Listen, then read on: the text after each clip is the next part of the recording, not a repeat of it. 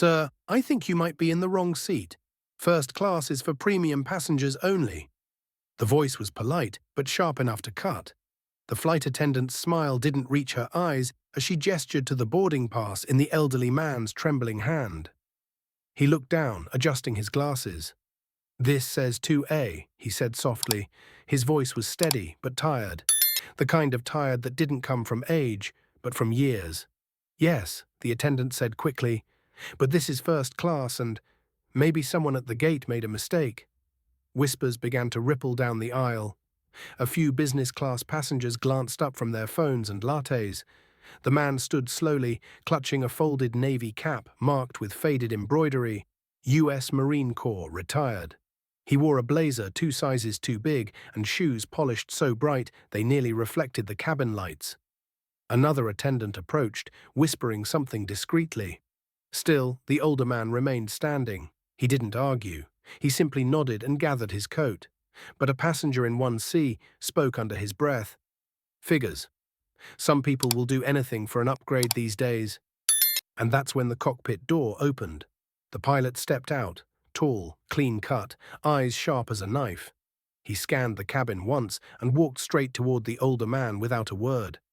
Then, in front of the entire first-class cabin, he stood at attention and saluted.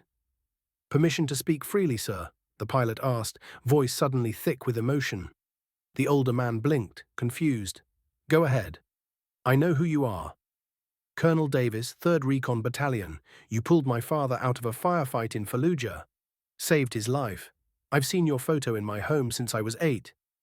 The entire cabin fell into stunned silence. Colonel Davis cleared his throat, eyes welling. "He made it?" "He did, sir, because of you. He walks, he runs. He taught me to fly." The flight attendant, now ghost-pale, stepped back as the pilot turned to her. "This man doesn't get moved from first class," he said. "In fact, we're not taking off until he's comfortable, because this flight owes him far more than legroom." The colonel slowly sat back down in 2A, his movements almost robotic. He didn't demand applause, didn't crack a smile. He just adjusted his seatbelt and folded his cap into his lap. What followed wasn't clapping. It was something deeper. A quiet wave of realization that rippled through the cabin.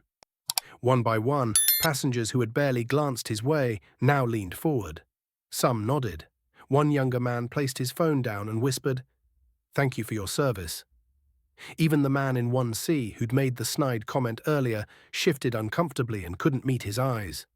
As the plane taxied, no one looked out the window.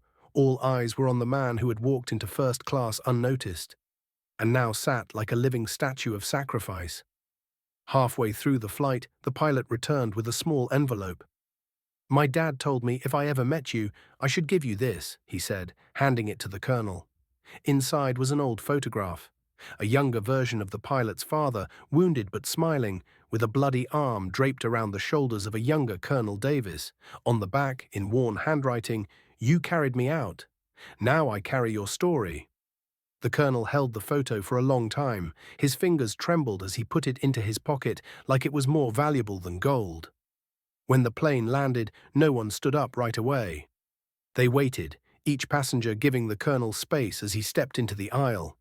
The same man who was nearly removed from first class was now being quietly honored in it. At the gate, the pilot stood waiting. This time, he didn't salute. He simply held out his hand and said, "Welcome home, sir." The colonel gripped it firmly and nodded once. "Thanks for the flight, Captain." Because sometimes honor isn't shouted. It doesn't need fanfare. Sometimes it's silent, seen, felt. And when it arrives, it speaks louder than any announcement over a PA. He had boarded alone, but he exited with a whole cabin behind him, a legacy carried forward by those who now understood what sacrifice really looked like. They told him he didn't belong in first class until the man who owed him everything showed up and called him sir.